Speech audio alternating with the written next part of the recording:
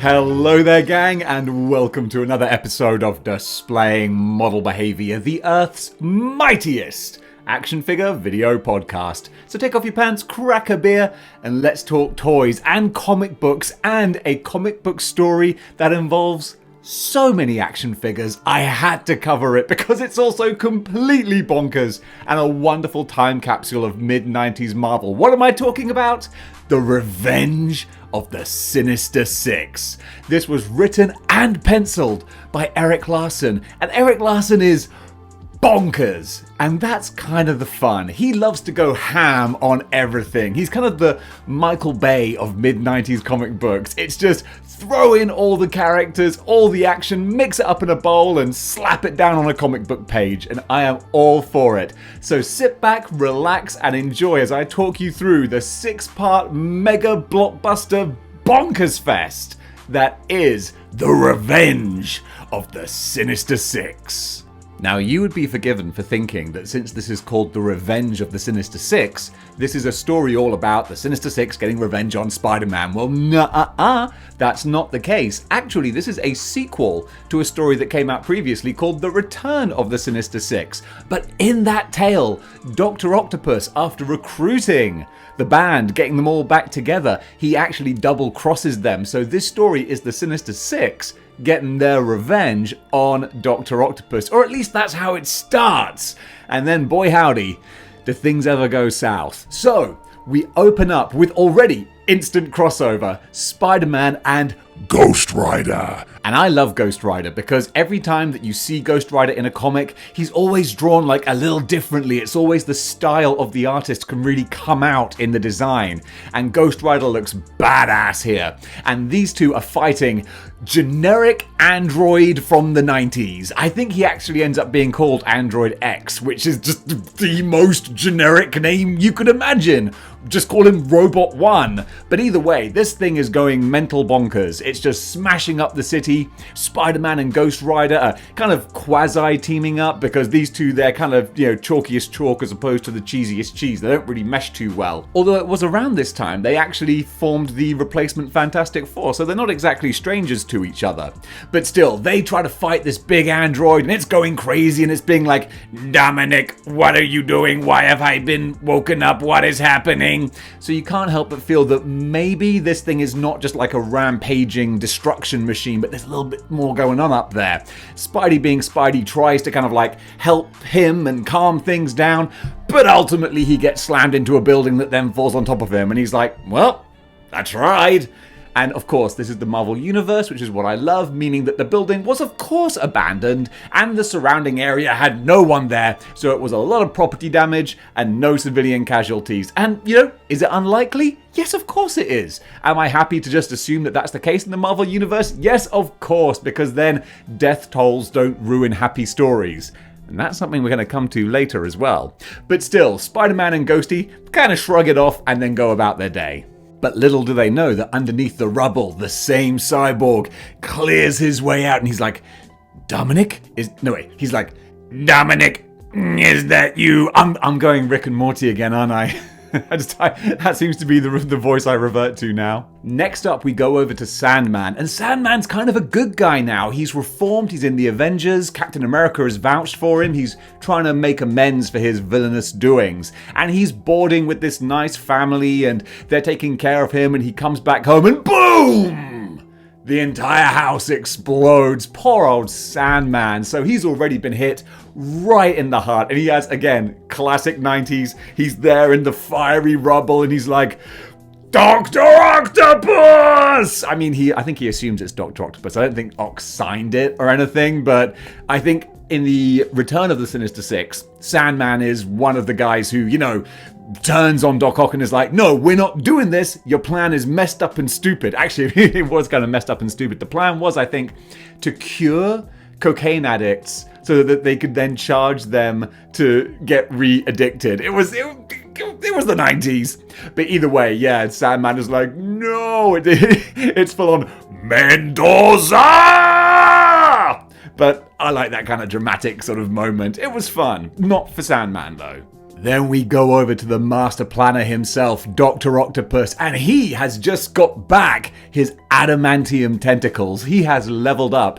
There's this old guy who managed to source them for him. He's like a robot maker, arms manufacturer, a ne'er-do-well basically. And he does make one classic mistake. He gives the arms to Dr. Octopus and then asks for payment. And it's like, oh, dude, you're meant to be a master criminal yourself. How did you not? No, always get the money before giving the psychotic evil person the means to then kill you.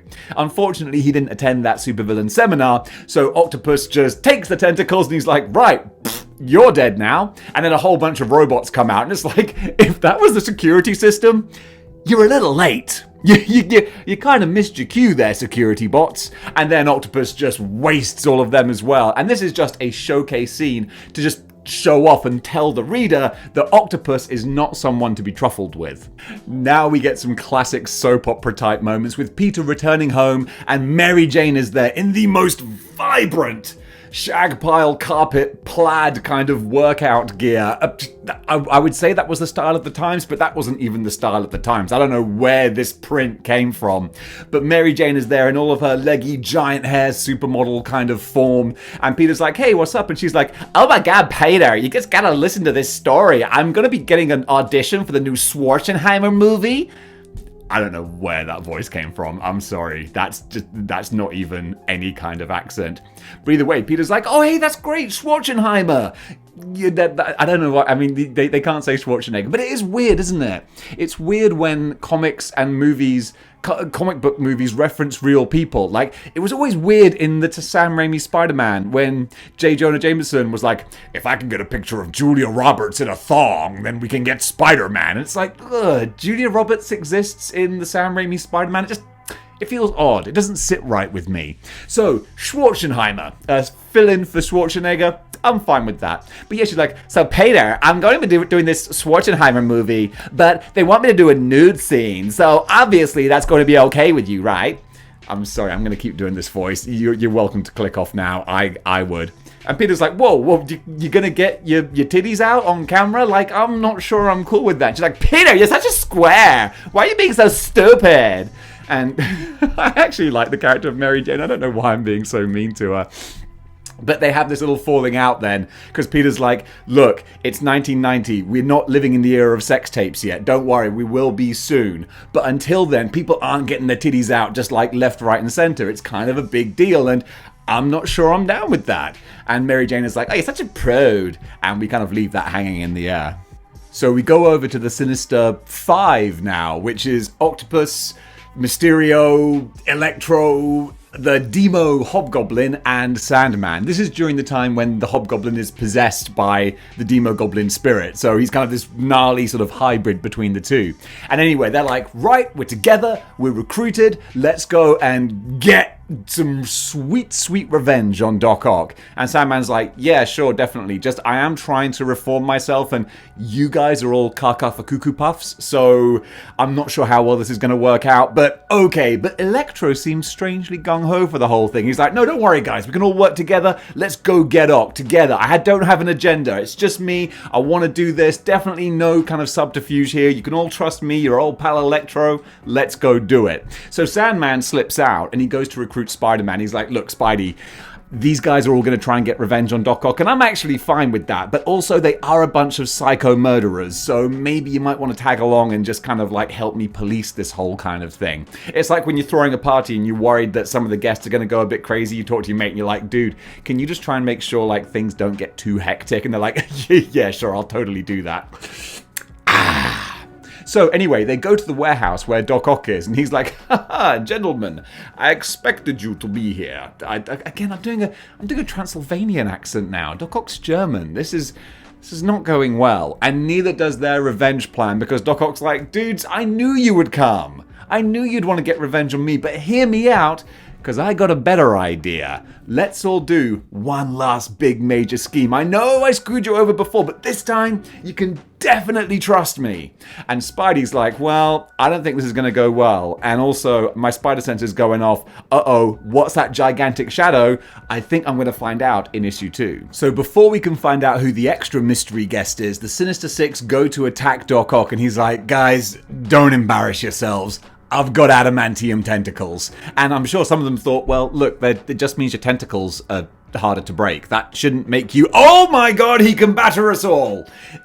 Erik Larsen just decided, like, right, I'm just going to juice up Dr. Octopus, and he goes ham with it. Like, Ock is virtually indestructible. So the entire Sinister Five attack him, and he just pimp slaps them away. Sandman comes at him, and he does the same thing that he did last time Sandman attacked him, pulled out this Dr. Octopus magic gun and fires it at him and turns Sandman into glass. And it's like, well, that was easy.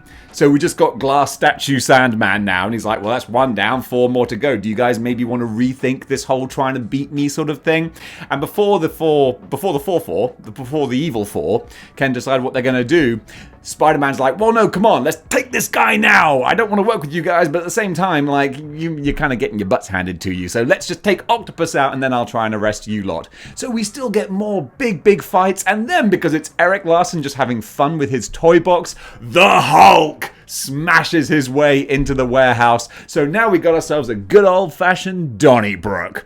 And this is the intelligent, smart Professor Hulk. So he's like, knock, knock. You're supposed to say, who's there? Pinky flick everyone into oblivion. That is kind of cute. Like, he literally just like pinky flicks Electro, because that's something that I like, is they remember that Electro is not superhuman besides his electric powers. He's still a human physical body. So if the Hulk punched him, he would literally turn him into powder.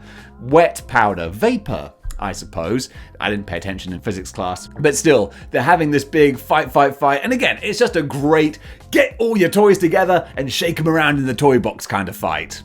But eventually, Spider-Man gets backhanded by Octopus all the way up through the roof of the warehouse into the sky, across the Hudson River, comes crashing down. So he's out of it. And then we get a scene that is arguably quite egregious, where Dr. Octopus obliterates the Incredible Hulk. And I'm like, whoa, okay, I'm a Doc Ock fan, but come on, Erik. You're taking some liberties here. Even the slightly depowered Smart Hulk.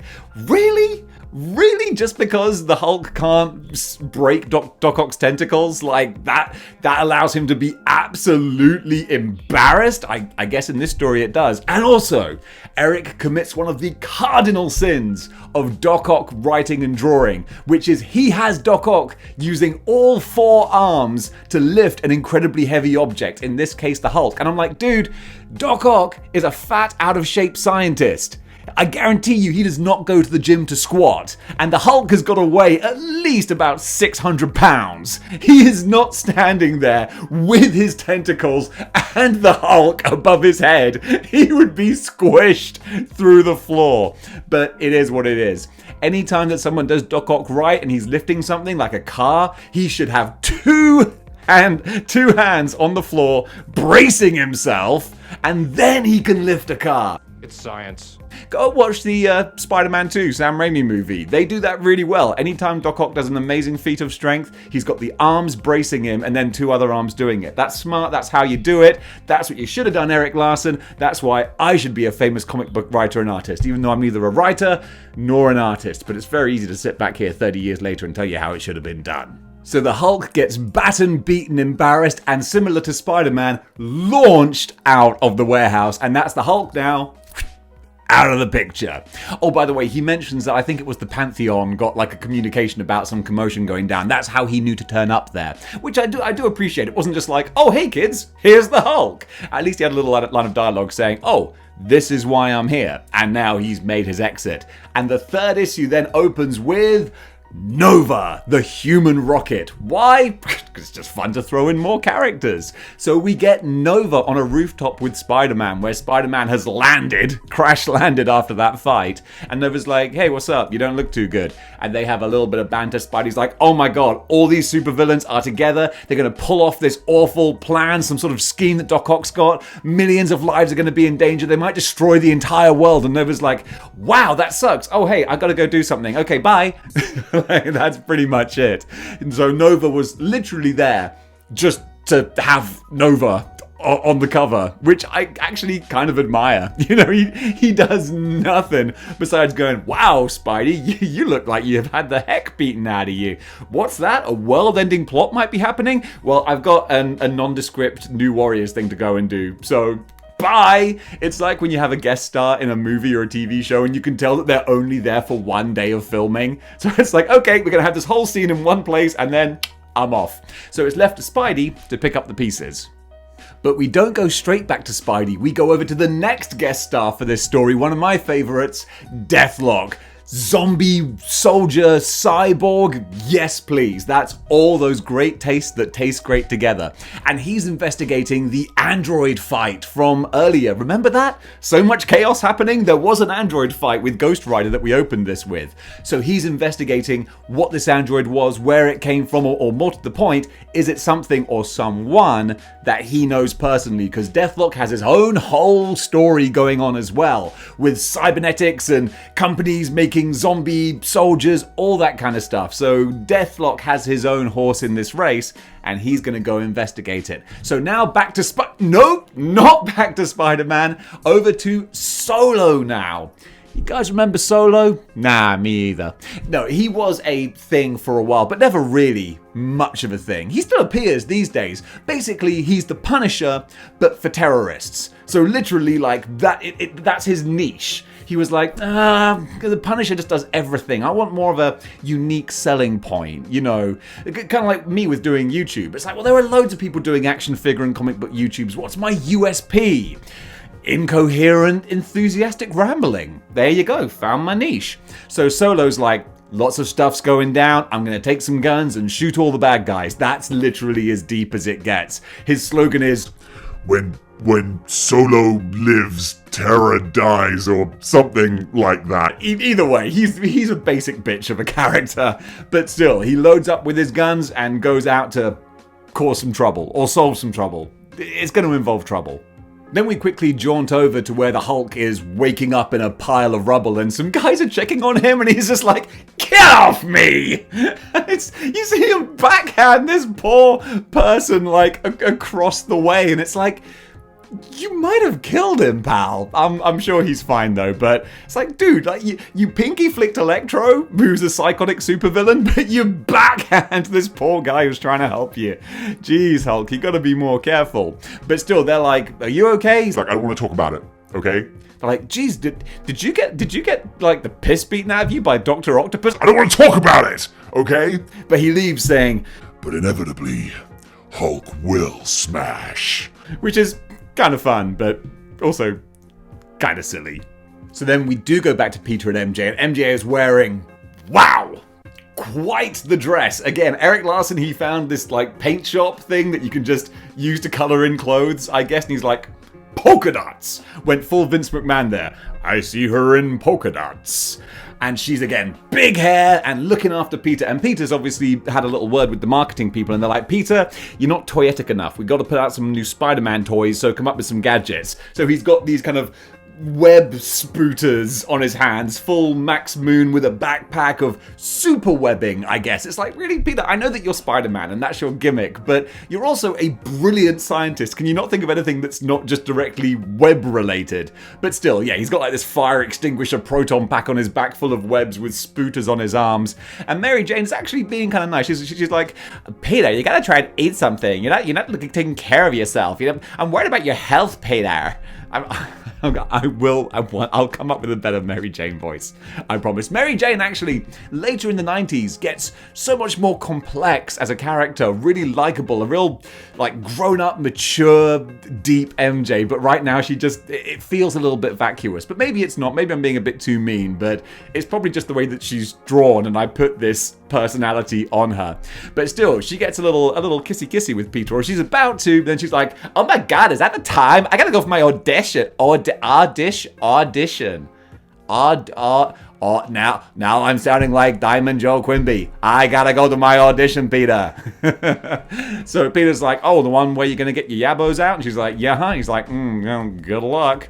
Again, this is back in the 90s where nowadays it's no big deal. Like, literally every Tom, Dick, and Harry, has got their wiener out or their titties out. Like, you can literally go onto Google right now and type in pretty much any A-list Hollywood celebrity and go look at their butthole. It's not a big deal. But either way, Pete's not happy, but that's okay. He's got bigger fish to fry right now. He's got to swing off with his new Mattel Hasbro web shooter backpack and go try and fight the Sinister Six again. Sinister Five now. 6 and a glass paperweight. So on his way to confront the Sinister Six, Spider-Man runs into Solo, and Solo's like, "Oh hey, you're going to the Sinister, I'm going to the Sinister Six. Are you gonna kill them? Because that's what I'm gonna do." And Spidey's like, "No, I'm not gonna kill them. You know this. You know that I don't kill people. Jeez." And Solo's like, "Well, okay, but just so you know, FYI, I'm gonna go kill them. All right? Because you see those guns? Yeah, like." They're guns. Although I see you've got guns too, Spidey. And Spidey's probably going to be like, actually, they're spooters. They're like big web spooters. Seriously? That's adorable. So they both set off there, but individually, of course, because Spidey's like, I don't want to sit with this guy. And Spidey's the first one to get there, and what happens? Instantly, Doc Ock's like, oh, hey, what's that big metal thing on your back? Yoink! Just pierces it and it explodes in a whole bunch of webs. And it's like, well done, Spidey. That's a real nice invention you cooked up there. And before things can get even worse, they get even worse because Solo jumps into the fray. Guns are blazing. And like, dude, one of the people you're fighting is Mysterio. Did you not think to have any kind of, thought as to how you might combat someone who his whole gimmick is casting illusions that makes you see things that aren't there? Nah, it'll be fine. So of course he jumps in, spraying bullets everywhere, and to his eyes, he's just massacring the Sinister Six. He's thinking like, wow, was this set on easy mode? These guys are dropping like flies. Of course that's not the case. The Sinister Six are completely fine, and Solo's just jumped in and battered Spider-Man and is about to put a bullet in his head when we end the issue.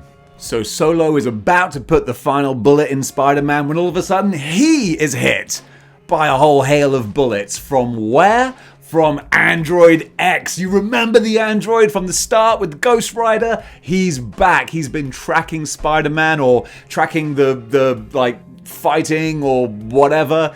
Oh yeah, I forget. Like, Spider-Man tracked the Sinister Six because of a spider tracer. There's a lot of tracking going on. It's not just coincidences of people turning up in the same place. Like, there was some logic as to, well, at least they knew where to find them. So anyway, Solo gets hit with all of these bullets and he boop, boop, teleports himself out, because that's another one of Solo's gimmicks. He's a teleporter.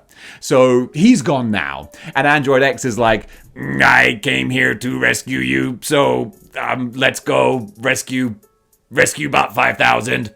And that leaves the Sinister Six to do what they were going to do, which was use this portal scientific thing. That's where Spidey found them. They went to this scientific research place. I assume they killed all the guards there and were like, we can go through this portal to this other dimension and get a whole bunch of badass weapons. It's such a basic thing. It's like, you've got a portal to like an entirely new world. What are you going to do? That could open up like an entire existential universe. We're going to steal some weapons so we can go rob a bank. Like, geez, guys, really? Really? But that's what they do. So the Sinister Six, now that Spider-Man's been taken out of the equation, they march through the portal to go get some guns. So we quickly go over to Mary Jane, where she's in some frilly, lacy negligee. Thank you, Eric Larson. At least I'm not mad about that. She's like, Peter's not come back yet, and I've got to go for this Schwarzenheimer audition. And then she looks at the calendar, and she's like, oh my god, it's nearly Peter's birthday, and I haven't bought him anything yet. I will get a new Mary Jane voice, I promise. But that's all we see of her for now. But then we go over to this scientific base where Peter wakes up with a big old splash page with Cyborg Spider-Man. He's got the cybernetic arm, he's got the lens over his eye, and he's like, what have I become? And fortunately a scientist is like, dude, chill. It's just like a cast. We haven't taken your arm off. And then Bob Morton's over in the corner going, what? I thought we agreed. Total body prosthesis. Now lose the arm, okay? But Spidey's like, okay, well, thanks. This is weird, but thanks for not taking my mask off either. And the guy was like, we're good guys here. We respect your identity. Also, I don't care. that was another funny thing. And it's a trope in comics, but I allow it because it's fine. It just gets you out of some difficult writing things. The amount of times where supervillains or doctors or scientists or policemen are like, nah, we could take their mask off and find out who they are, but it would be against their constitutional rights. And as a citizen of the United States of America, we're going to let them keep the mask on. I'm fine with that. It just means you don't have to write around having their identity revealed. But it turns out that this is the scientific lab where not only Deathlock is from, I was going to say where Deathlock works, but it's not like he's like an employee there. It's like, Deathlock, you took over an hour for lunch. Are you going to make that up before you finish? So Deathlock is there, and so is the Android X cyborg thing. So it took Spidey back there to get him repaired and healed up. So Spidey's like, hey, dude, thanks for the assist. Turns out the Android X cyborg is a soldier who's a friend of Deathlock, and he got injured in the war or in a war and then got turned into a cyborg. And Spidey's like, wow, that's a very Universal Soldier kind of premise. And Deathlock's like, has that movie come out yet? And Spidey's like, I don't know. This is just a story that's being recounted by a guy in 2022. He can't remember when Jean-Claude Van Damme films came out. Either way, Spidey explains what's happening, so he and Deathlock go to see if they can stop it, I guess. That's what heroes do. So Spidey and Deathlock go back to where the portal, teleporter, transportation thing is, and of course it's being guarded by a whole bunch of cyborg robots, not cyborgs, I don't think there's anything alive in there, just androids. So they have to fight their way through the androids and Dr. Octopus's old tentacles. I thought that was kind of fun, that now that he's got the upgraded ones, he still has the old ones, like, you can still put those to good use, it's upcycling. Remake, reuse, recycle. You see, he might be a psychotic supervillain, but Doc Ock does care about the environment. Where are you going to recycle tentacles? There's no bin for that. But still, this is something that I take umbrage with, okay? This is a bit egregious. They fight through the androids, they go through the portal to this other dimension, and Deathlock gets the death toll statistic of the number of people that the Sinister Six have killed. Hear me out here. 143,000 dead alien life forms. Now, that's just... The problem with this is you've taken these villains and turned them into genocidal maniacs. Like, that's just too much. And I'm not saying, like, you could argue, look, one murder is one murder too many. Yes, okay. But there's a difference between one guy who was a bad guy and killed someone, and then maybe they can see the error of their ways and redeem themselves. 143,000 deaths. You can't come back from that, Eric Larson. That's too much. When you're reading the Superior Spider-Man and Doc Ock is trying to atone for his ways, I could read that and think like, nah, he can do that. He can atone. He can make up. Not if he's killed 143,000 people. It's just too much, and it's such a throwaway line as well. Like it doesn't get referenced or made a point of at all. Like just that's it. Just Deathlock gets a little reading going, oh, they've killed 143,000 alien life forms. Now, unless it's actually picking up on like little microbes and amoebas that they might have stepped on while they were there, which might be a little bit, misleading. Well, that the amoebas are going to be like, hey, we're people too. But still, it's just a funny number, which is a bit ridiculous. But anyway, Deathlock and Spider-Man see, well, we're too late to stop them. Let's go back to the home dimension. And I'm sure Deathlock was like, do you not want to explore this entirely new alien world? Nah, not interested. I got a hot wife back home. He's like, fair enough. I'm mostly cyborg, if you know what I mean. So that doesn't do anything for me. But okay, let's go. And it's lucky they leave when they do, because the whole place is set to blow in just enough time for them to get out, which is convenient. So of course they run out of the lab and it all goes up in a hail of smoke, I suppose. Fire. That's what things explode in, isn't it? And of course they are then confronted by the Sinister Six, or the Sinister Five, you know what I'm talking about. And they've got all the super alien guns and they're like, oh, you're in trouble now. And so Spider-Man and Deathlock have this big fight with the Sinister Five, and they are joined by Android X, for all the help it does, because yeah, they get absolutely battered. absolutely battered by the Sinister Five. So Android X is pretty much just smashed to oblithericry. Deathlock gets thrown down a big hole. It's convenient. And Spider-Man, yeah, he just gets like flung out and just, yeah, he gets his butt handed to him, basically. And then the Sinister Five are like, okay, peace, we're done here. And Spider-Man crawls back home to Mary Jane, and it's one of those classic scenes we've seen so many times in comic books. She hears the door opening, and then bump, Spider-Man falls down half dead, and she's like, oh my god, Peter, what happened? So it's time now for the big conclusion. Peter wakes up with Mary Jane by his side, and she's like, oh my god, Peter, your arm, and like, are you okay? And did they replace anything else? He's like, nope, don't worry, Mary Jane, it's fine, this is just a cast, take it off, boom, look at that, good as new. By the way, how are things with you? And she's like, oh, well, you know, I've taken the part, I've got my little nude acting role, so that's a thing. And he's like, ah! I told you as the man that I don't want people ogling my wife and getting naked and blah blah blah. And honestly, I don't know who to support on this. Well, actually, I do. It's Mary Jane. You know, peace and love and nudity for all. But Peter's very set in his ways, so they have a little bit of a set too. But there's no time for that because the supervillains are doing what supervillains always do. Fighting amongst themselves. Because Doc Ock, now he's got all of his weapons and stuff, he's getting a little bit big for his britches. And he's bossing around the rest of the Sinister Six. And Adrian Toomes is like, bitch, we are partners, alright? We came to murder you. Don't start telling me what to do. And Electro's like, hey guys, let's just chill out, okay? We're all friends here. Adrian, remember that time when we hung out? We had a great time. Why are you getting all stressy about it? And then everyone's like, Electro, you seem a little bit chummy with Doc Ock. Was this your plan all along to recruit us? And Electro's like, mate, no, definitely not. No, yes. Kind of, maybe. So they all start fighting with each other. But of course, like, they kind of manage to sort of just about get things under control. But clearly it's like, guys, you're getting along worse than the Survivor Series team. This is not going to last for long.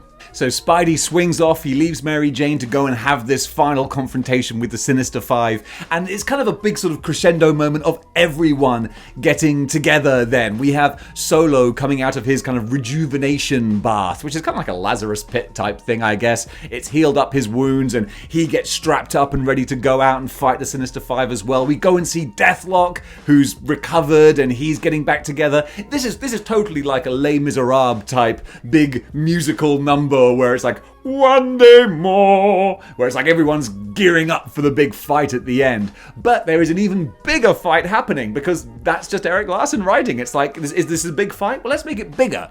So the Sinister Five have decided to work together just for one more job. Since they've got all this hardware, might as well go over to a Hydra base and steal all of theirs, because what are they going to do about it? You know, I love the fact that the bullies become more powerful and just become bigger bullies. So like, right, let's go bully Hydra, everyone else does. Which is kind of pathetic in a fun kind of way. It's like, you guys are just such little bitches.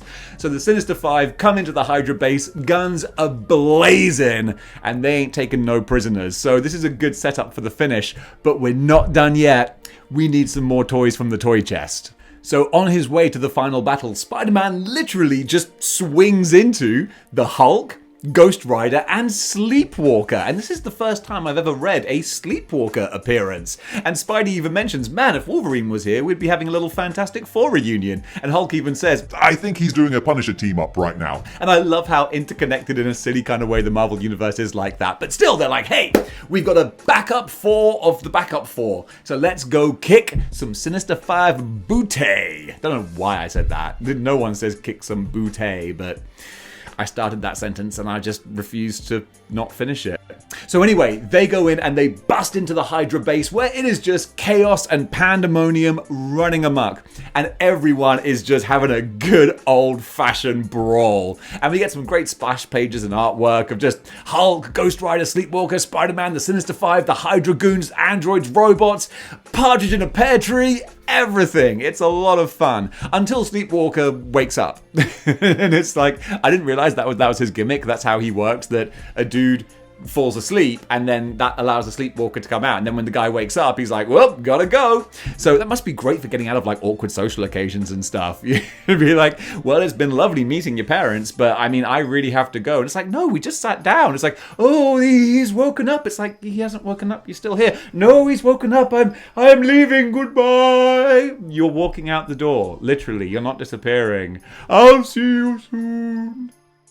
So Doc Ock is squaring off with the Hulk. We've got Ghost Rider fighting Electro. Like, these are some really fun combinations. And the good guys are kind of sort of getting the advantage a bit until Gog shows up. So Dr. Octopus had in reserve a little secret weapon, the gigantic monster Gog, which he was controlling. And I've only really known Gog from recent comics where he's been shrunk down to the size of like a little monkey, and he's been a house pet of Spider-Man and Boomerang. That's kind of cute. But this Gog is just smashing stuff and things are going south. Luckily, this fight is so huge and so epic, and it's clearly been going on for so long that TV news reports and teams and cameras are covering the whole thing. So we see these news reports on TV everywhere across New York talking about what is happening at this moment, and we see a whole bunch of mysterious different figures in different places reacting to it, and you just know the cavalry is on the way, starting with the Fantastic Four. All for four come charging in, and it's like, oh baby, this party is just getting started. So now we've got the Sinister Five and Gog against Spider-Man and his guys and the Fantastic Four, and we're not done yet.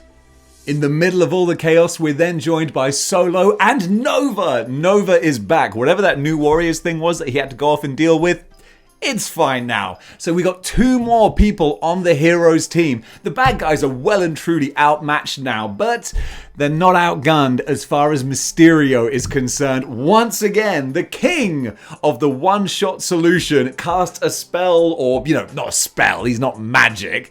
Keep magic out of Spider-Man. Hashtag keep magic out of Spider-Man. But he casts an illusion, which then of course turns all the dumbass heroes against each other, because no one thought that maybe you should account for the fact that one of the bad guys you're fighting can cast illusions. So they all start beating each other up, thinking that they're fighting the villains.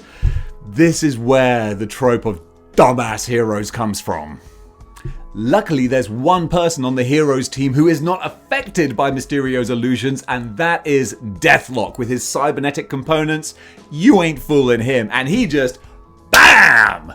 Backhands Mysterio, shatters the fishbowl. Mysterio's down, the illusions all disappear, and now it's game on for the good guys, and they start to hammer the villains big time. Deathlock has like a huge, big, gigantic bazooka 90s type gun that would make Cable sweat, and he just fires it at Gog. It kind of takes out Gog and then smashes through the roof and destroys Dr. Octopus's transport ship that all the bad guys were flying around in, and it's like, well, I think we've had it, guys. So now the Sinister Five start to peace out very, very quickly. Vulture, Electro, Demo Goblin, or the Hobgoblin, technically, both of them, whatever.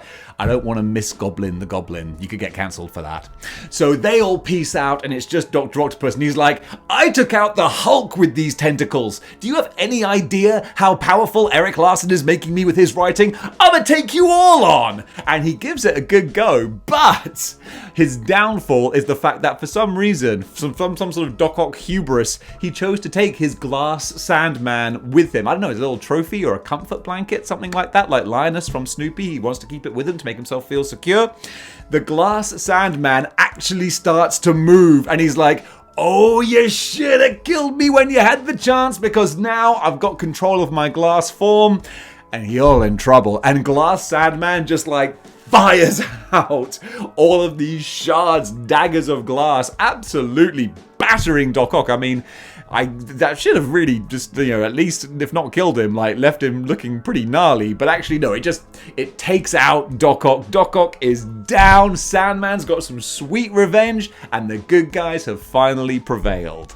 So some villains have escaped. Dr. Octopus is taken back into custody, and everyone can decompress a little bit. And Sandman sat there, he's like, man, Doc Ock, he killed all those people that I was living with, the family that were taking care of me.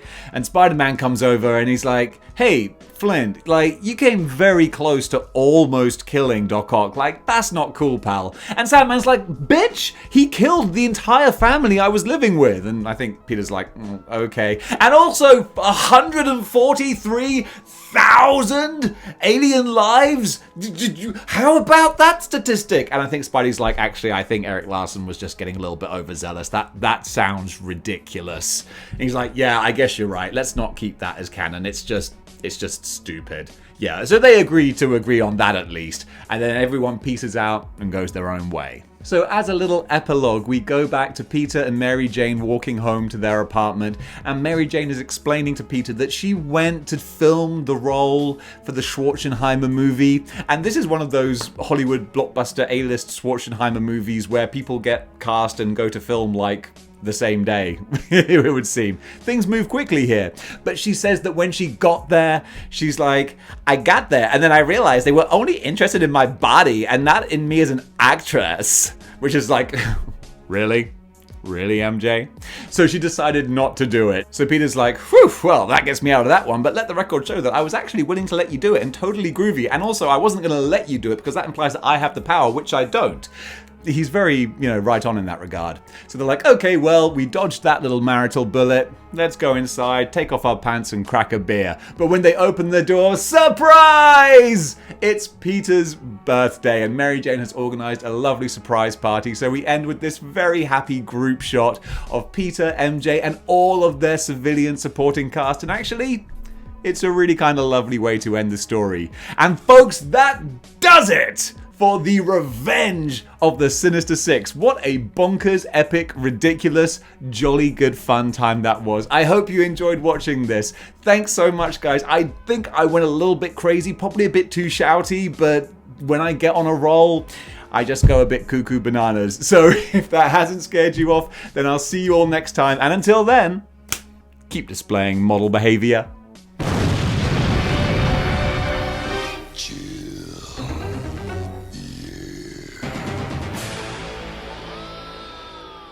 Well, hi there, Tigers. This is Mary Jane Watson, and this is how I usually sound when David's not doing stupid, annoying voices. If you enjoyed this video, somehow, then be sure to click the like, share, and subscribe buttons, and don't forget to hit that notification bell. And also, if you want to go one step beyond in supporting the channel, you can do by going to patreon.com/displaying model behavior and throw a few shekels his way. Then you get to watch all the exclusive videos over there. Thanks for watching, and until next time, keep displaying model behavior. Oh my god, this thing was so stupid.